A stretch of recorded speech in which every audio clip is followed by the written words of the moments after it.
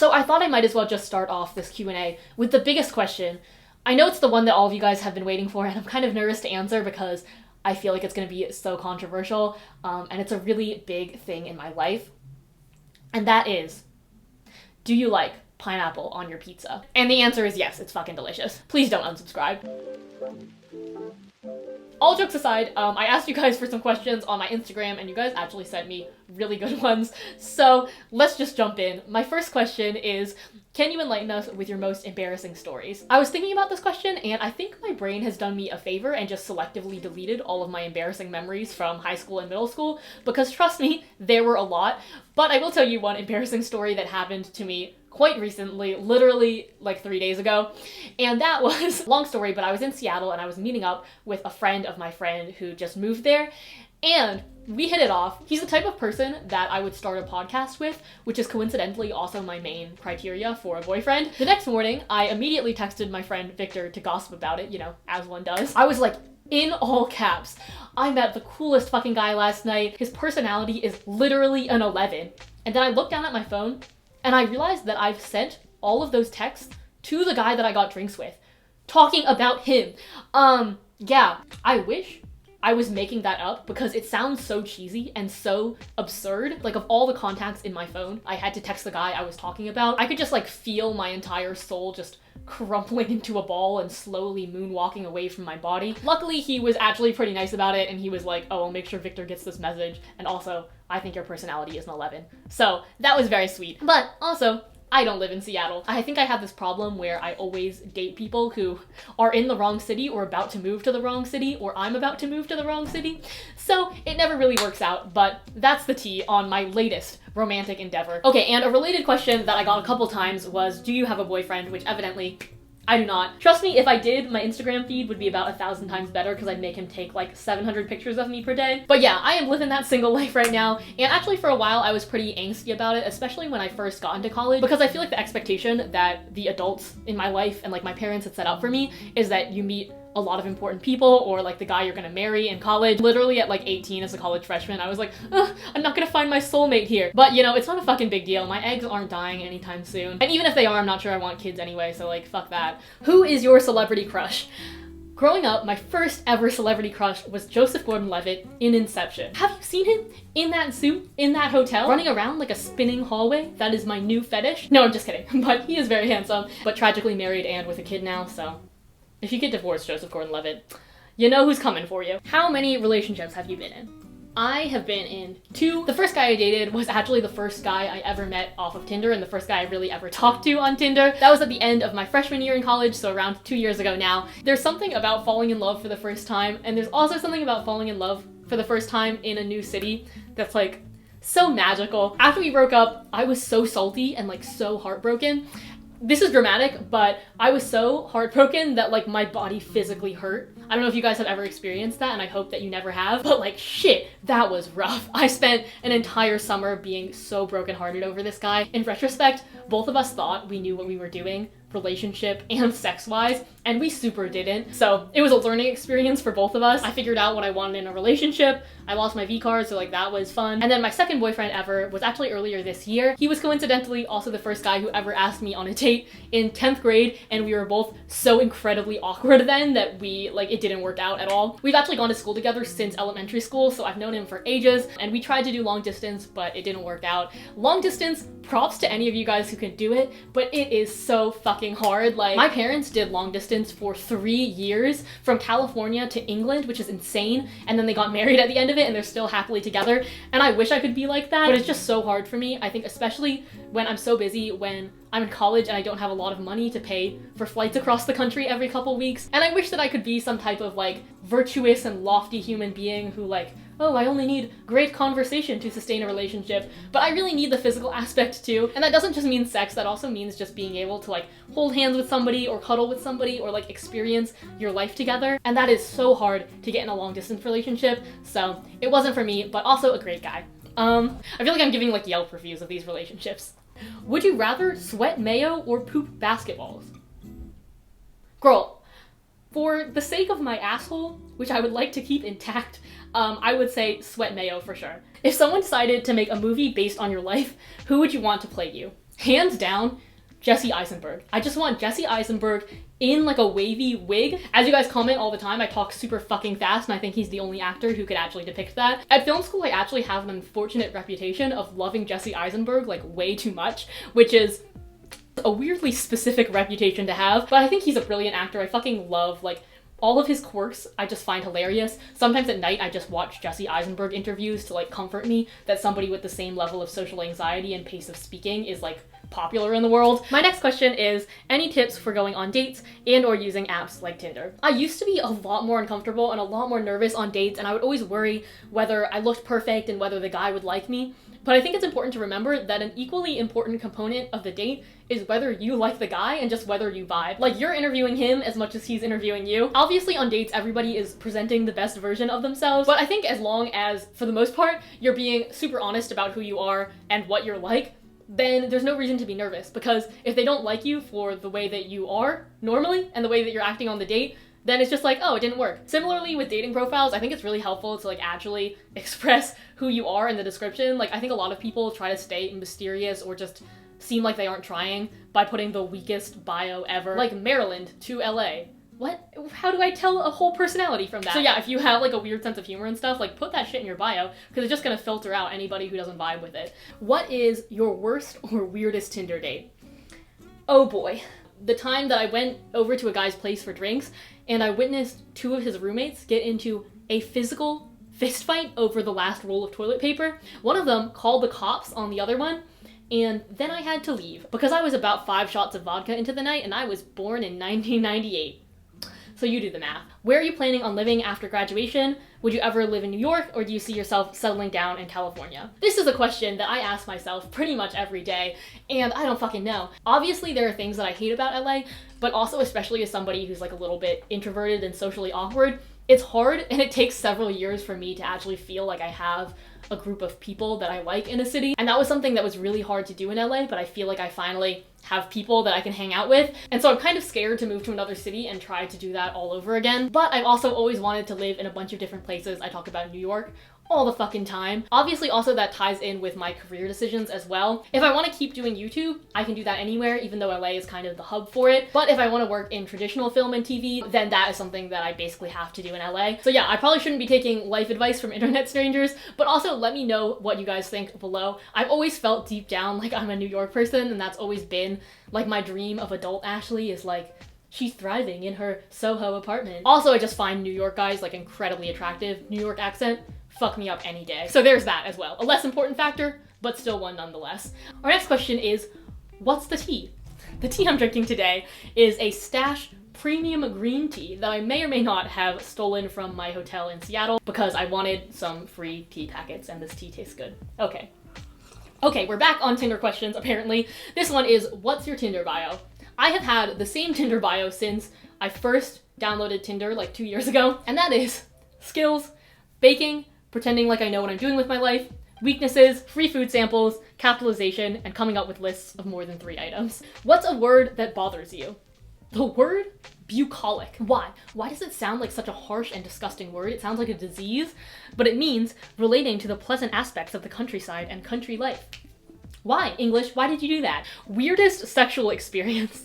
This one guy tried to convince me to have tantric sex with him, but he was like one of those white guys who was like spiritual but not religious and had also made a solo trip to Thailand to find himself. You know? He was like, oh, you gotta breathe with me, but like the breathing pattern was wrong. So I was supposed to like breathe in while his dick was going into me. It wasn't working for anyone. Milk first or cereal first? Now this is a question that really sticks with me because one time when I was a kid, I genuinely couldn't remember which one was supposed to go first. So I put in the milk first and then poured the cereal on top, and my family saw and like all made fun of me. They were like, ah, haha, Ashley, what a fucking idiot. She put in her milk first. And that traumatic childhood experience still stays with me to this day, and I will forever remember that I should put the cereal in first and then the milk, because that's how my parents raised me. Favorite brands to hit up when you're not thrifting. Urban Outfitters is the only store that consistently does it for me. Other places that I shop are ASOS, Topshop, Zara. Those are all usually kind of hit or miss for me, but I can find a couple good pieces that I like per season. I thought this was an interesting question, which is, what do you lack? I think the biggest thing that I lack in my life right now is an actual like healthy living schedule. I just kind of wake up and like smash through as many activities as possible until it's like 3 a.m. and then I have to go to sleep again, which is not healthy for anyone. Probably also just like self-care. I've never been good at that. So that's also something that I lack, that I will probably continue to lack until I have a mental breakdown, and then I'll figure it out then. Any tips for people with major insecurities about their bodies? Around 2 years ago, when I was a college freshman, I was the most insecure about my body that I had ever been. It was just like something that was always on my mind. And it was so dumb because it was taking up so much brain space, you know? I would say, first of all, if you do have social media, unfollow people that are making you feel insecure about your bodies or who are putting out unrealistic expectations. Think of these people as people who you surround yourself with every day, even if it's just online, and you should be selective about that like you are with your friends. Especially now, there's so many different types of social media accounts and so many really stylish, really confident, really beautiful girls of all different shapes and sizes, and there's somebody who's gonna look like you, who you can look at and be like, yes, she is beautiful and I am beautiful too. I would also say when I was most insecure about my body, I think it was also when I was most insecure about my life and my career and my social life and personality in general. And I think everything ties hand in hand. So if there's something that you can do too that makes you just feel like a kick-ass boss woman, whether that's like studying really hard, learning to cook really well, doing something that you've been putting off, I think that confidence can also translate into confidence about your body. Who should pay for the first date? This is a controversial one that I have had many a debate with my friends about. If I'm going up to somebody and asking him out, I think I should be the one to pay for the first date. If he asks me out, he should pay for the first date. I think generally it's just sweet and considerate if both people offer. I do kind of like it though if the guy like insists and takes the check. And then I think whoever didn't pay for the first date should pay for the second date. So it all kind of evens out, but you're still like paying your check together because somehow that feels better. I don't know, that's just my opinion. What is your favorite TV show of all time? Artistically and narratively, Breaking Bad is stunning. But right now, BoJack Horseman just hits me like right in the soul. I never thought I could relate to a depressed alcoholic animated horseman so deeply, but man, that show really does it for me. I got a couple questions about what's your type / what's the type of person you would prefer to spend your life with. I think my ideal guy is still shifting as I go through relationships and like learn what works and what doesn't, but I think I would want somebody who is equally ambitious and hardworking as me, but in a different way. I feel like it would drive me crazy to be with another film person and God forbid another YouTube person. But more importantly, I think I just want somebody who can, this is so cheesy, but like could be my best friend. Now we're getting into some shit that parents ask you during Christmas time, which is, what are your career goals and plans after college? Well, Mom, for right now, my plan is to continue doing YouTube. For a long time, I had some type of guilt about YouTube not being a legitimate enough job or being kind of an embarrassing job, which I still feel to a certain extent because a lot of people just think you make dumbass videos on the internet. And I do make dumbass videos on the internet, but I put a lot of work into it. And I also think it'll be great as a young person straight out of college. If I do want to move, like I mentioned, I want to move to New York. I want to live in London someday. This job actually allows me the flexibility to do that, which is absolutely amazing. Again, thank you so much for letting me have this job. That being said, I know that nobody stays cool on YouTube forever. I hope that you guys will stick around for as long as possible, but I'm also obviously thinking long-term about my career goals, so I also want to transition it into some type of other business or production company or skill set that I can use elsewhere when people don't think I'm cool anymore. I've been falling really behind on my thrifting and reselling, and I would love to actually turn it into a business and hire people and eventually have my own clothing line. On the video production side of things, I already also freelance edit and shoot videos for some other clients. On the traditional film side of things, I also genuinely think that YouTube is a great way to break into that industry. I know the traditional route is to work up as a PA or a writer's assistant and work your way up through the room, but I think now increasingly it's about showing people that you already have an audience and you already have people that relate to you and hopefully like find you funny. So I think eventually that would be a good way to transition into being a showrunner or a director or stand-up comedian. I don't know. So sorry I just threw words at you for like 5 minutes straight, but basically I have a lot of ideas about how I want to advance my career and my business, so that's all churning in my head, but in the meantime, I'm going to be doing some YouTube stuff. What's your go-to catchphrase? I don't know if this is a catchphrase, but I love the phrase Yeeto Cheeto. I don't know, yeet is a little low effort, so I like to throw in the Yeeto Cheeto to express some extra enthusiasm. What's the best smell in the world? I love this question because I have a very specific answer. For those of you who don't know, my dad's side of the family is from London, and when I was a kid, we'd go to visit my grandparents in London. They had the most adorable but super tiny townhouse, and they didn't have a dryer for the clothes, and we would spend so much time hanging up laundry on little clips in their little backyard. Every so often, somebody in my apartment building will use the same laundry detergent that they use, and it wafts through the windows of my bedroom, and it's the most delightful fucking thing. I think I'm getting sweaty. Welcome to Ashley's Life. Somebody asked, have you considered being a lawyer? You seem to know your stuff. Well, honey, I may know my stuff about YouTube videos, but I know nothing about the law. Throughout middle school and high school, I wanted to be so many different things, like a graphic designer, an engineer, a YouTuber was actually on my list, so I guess that worked out for me, an architect, an interior designer, a Supreme Court justice, and lawyer was also on the list. Funnily enough, that was actually what I wanted to be up until I was applying to colleges, and ultimately when I decided to go to film school, my mom was actually relieved, because she was straight up like, Ashley, I genuinely think you would make a bad lawyer, but I think you'd make a pretty good filmmaker, so at least you have a shot. What song would you use to serenade someone to ask them out? I would use La Vie en Rose. I pronounced that so wrong, the French are screaming. La Vie en Rose. That's also not right. You know that song though, and it is delightful. It's so sweet. I would play that like from a boombox, like outside somebody's apartment if I was really trying to win them back. I would slow dance to that shit at my wedding. Great song. What's your favorite Wes Anderson movie and why?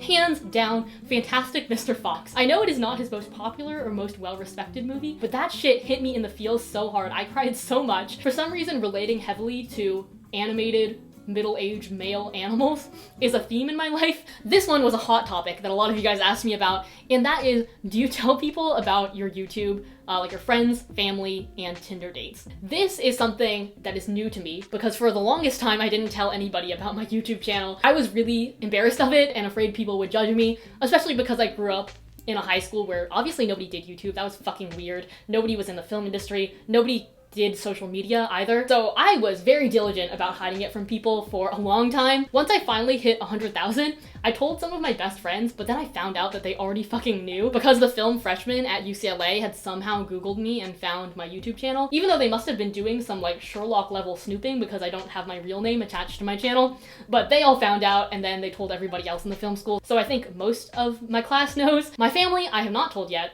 because they are all science PhDs and would think this is absurd. My mom actually makes comments a lot of the time that's like, oh, do you have an Instagram, Ashley? That's so dumb that people are posting pictures of themselves. Or like, wow, people who make vlogs of themselves are so self-indulgent. And I'm like, well, shit, you know, one day you're gonna find out about this and it's not gonna be pretty. I think, or at least I hope, that like one day they'll see that my videos are like pretty good and it's something that I genuinely enjoy and hopefully not something that I just do to like jerk off to my own image on screen, you know? But part of me also is scared that they'll genuinely think that I'm a shitty person for doing this or a selfish person when obviously, you know, there are bigger problems in the world that I could be working on, admittedly. Like people are suffering, the climate is changing, people are dying everywhere, and I'm not fixing any of that. So I really hope that they aren't disappointed that I'm not tackling that. But I am doing something that I love and hopefully you guys enjoy too, and I hope that for now that's enough. So yeah, I have to tell them at some point, probably after I graduate, to explain why I don't have a normal job. Oh, and then Tinder dates. It's not on my profile because I feel like I don't want people like stalking through my entire YouTube before they meet me. I feel like there's a whole set of preconceptions and stigmas around being a YouTube person. Previously, when it was more of a hobby and not, you know, my main gig, I didn't tell my boyfriends about it, but now if it comes up, I'll just say what it is because ultimately I should be following my own advice about dating. And if they don't like that I do YouTube, then I probably should not continue dating them, so they should just know that up front. I am getting so sweaty now. Sweaty is my main personality trait. Would you rather have pubic hair for teeth or teeth for pubic hair? Bitch, my gut reaction would be teeth for pubic hair, because then at least if you have normal teeth, you can interact with people in everyday life. But I feel like you wouldn't be able to pull out the teeth from your vagina like you would pubic hair, you know? You can't just shave that shit off. And unfortunately, I don't think anybody's fetish is just their penis getting torn up by a bunch of teeth on your vagina. So I would have to say pubic hair for teeth. I think I would just like shave them once a week and then wear dentures so I could interact with normal people. Well, I'm glad we have that issue settled. Okay, I have been talking for about like 2 hours now, so I'm gonna wrap it up with my last and probably most asked question, which is advice for starting a YouTube channel / Instagram / the whole social media shebang. My best advice is to just start YouTube today. It's something that you can do even if you don't have good equipment. Just do it on your phone, edit it on free software on your computer, and just upload it. It doesn't have to be good. Almost guaranteed it's gonna be a pile of shit like my first videos were. Nobody's gonna watch it. Maybe like 100 views at best. But learning how to be good at YouTube is just like anything else in that it takes time and it takes practice. And if you start doing that today, then you're just gonna like keep getting better as you go. You know, everything from like not being super stiff and awkward on camera to getting the right poses for Instagram, the cinematography, editing, upload schedule, all of that is just stuff that you learn over time. I honestly think the reason that most people don't succeed on YouTube is just because they stop. And for me, I started my channel back in 2015. It was about a year and a half before I even got 10,000 subscribers. So just keep that in your mind. No, I'm gonna do this for a year or 2 years and nobody is gonna give a shit about me. But one day, like 2 years from now, I'm gonna make some kick-ass videos. It's gonna be some quality-ass content. Then the subscribers will come. Related to that, some people also asked about being afraid of being made fun of or trying to keep it a secret. Even though I wouldn't encourage like hiding an aspect of yourself to anyone, obviously I did it. I hid my YouTube channel for about like 2.5 years. And even though it was stressful and kind of shitty to have to hide it from people, I'm also glad that I did. For me, that allowed YouTube to be like an escape from the rest of my life. When I uploaded a video, I was never afraid that I was gonna go into high school the next day and people were gonna judge me about it or make fun of me. Because first of all, nobody was fucking watching those videos. But second of all, if they were, it was because they loved fashion like me and they understood YouTube and they weren't gonna like mock me for it. It also just allowed me to like fail miserably at the beginning. I could make some dumbass videos. I could really be myself on camera and nobody was gonna judge me. So that was really nice and kind of therapeutic. And if that is something that you would prefer to do as well, honestly, it's not hard. Just don't put your full name as your username, just make it something else. Be careful on Instagram though, because if you do create another account that's on the same phone, it'll pop up in your friends' recommended accounts, so they might be able to see you, especially if the profile picture is of your face. So that happened to me a little bit in the beginning with my Best Dressed Instagram, so I just had the icon for a while as my logo instead of my face, which helped people not look at it. So just use a different email or log out of your personal account completely before logging into your YouTube/Instagram-y Instagram account. Okay, I am so sweaty and I also need to pee ferociously. I hope that this was the tea that you guys clicked for. I hope that all of you guys who are new to my channel got to know me a little bit better. Thank you so much for watching as always, and I will see you guys next week. Bye! Oh god, time to turn on the fan.